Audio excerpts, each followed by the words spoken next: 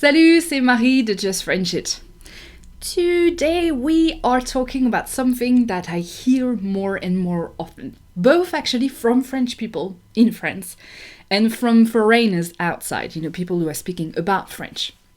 And this thing that I hear more and more often is French is dying.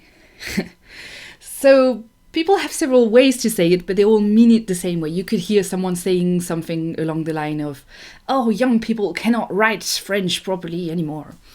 Or some of us are getting upset because, oh, look at those English words in French. French is not pure anymore.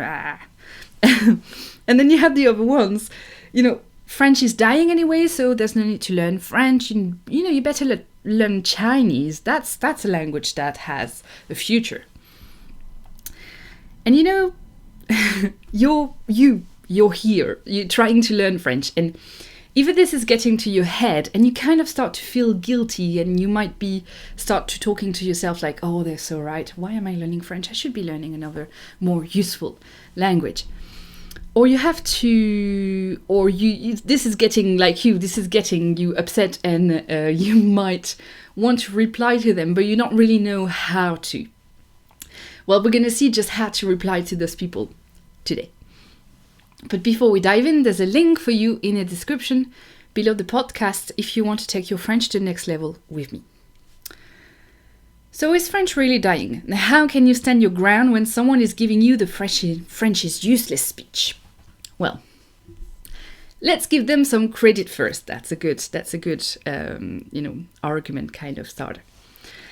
Yes.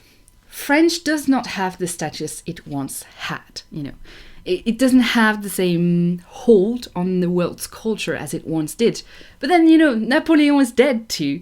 The grand history of France is behind us. There are no more emperors and kings in France. Is that a bad thing? Well, not really. France has other things to offer. And anyways, if you are listening to this podcast right now, you understand, and I'm suspecting that you speak as well, English, which is this language, the first language of the world. You speak the language that you need to speak to most of the world's population. You already speak the language of modern science, modern arts, and business. So this argument that French is useless to learn and that you should learn another one instead because French is not what it once was, is useless. There are other reasons to learn French, good ones, logical ones, and we'll talk about that later on in this podcast. But let's look at the second argument. And on the second argument, they are also right. French itself is changing, and it shouldn't be a surprise that French is getting influenced by this international language that is English. Does this mean that French is dying? No, it just means that French is changing, as languages do. Languages are not fixed. They evolve with humans, they evolve with culture, they evolve with technologies. Words are invented. We stop using some other words because we don't need them anymore. And this process, this change, this evolution is everything but new. If you take a look at a text, in English or in French or whatever language your native language is, and that you take a look at a text that was written 2 centuries ago or 3 centuries ago, can you actually understand it? In most cases, no. And the people who are telling you that, French is changing and that French people cannot write French properly anymore, they don't understand it either, because languages change. So why, in a way, should we combat a completely natural process? In France, we have the Académie.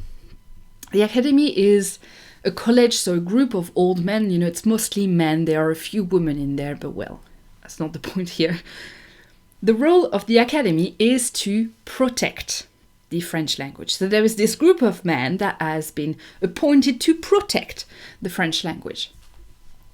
So each time a new word is, started to be used by French people, generally speaking, it's going to be a word from an English origin. They invent a proper French one, instead. And you can see me do the little thing with my hands, a proper French one, right? Like the word manager. The word manager is obviously English, right? The French use it all the time. It's a very useful term. Yet, the Académie would rather we use the word responsable, which is much more French. Or, if you are a bit edgy, you can use the word chef, which in French is not someone who's a cook. It's someone who has some kind of responsibility. Someone who is above you hierarchically is a chef. Un chef. Another word like this, and this is my favorite one because I use it all the time, and it is the word newsletter, which has been translated by the Académie as, and hold on to your hat, bulletin d'information. Bulletin d'information. Needless to say that French people don't say bulletin d'information, right? We say newsletter because it's one word, because it's easy to say, because it's the word everyone uses. Bref, all of that to say that languages evolve, that it's not new and it's not bad. Because in the end, those words that we take from English, from other languages that influences French, we always end up accommodating them. They might be English at first, but they become French. We transform those words to fit our needs or sounds or culture.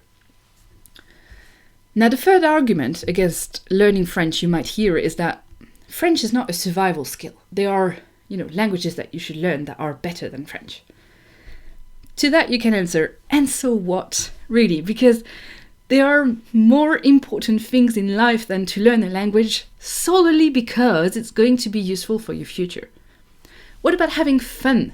What about learning for the sake of learning? That's actually a goal of mine. Sometimes I feel like it. But what about differentiating yourself from the mass, by learning a language that, a lot of people are learning, but not everyone speaks it? What about learning French because you can? What about learning French to improve yourself? Learning a language gives you a unique perspective. Each language gives you a unique perspective, actually. So by learning French, you can see the world through the eyes of French culture. I'm not saying it's the best, I'm not saying it's the most useful, I'm just saying it's different. So don't listen to the haters. Don't listen to those people who are telling you that. And if you have to listen to them, you can reply to their arguments, with your own reasons. You can own your opinions and your decisions. Because logic is not everything. So even if some of those haters are right, so what? Click on the link in the description below the podcast to take your French to the next level with me, and we'll prove them.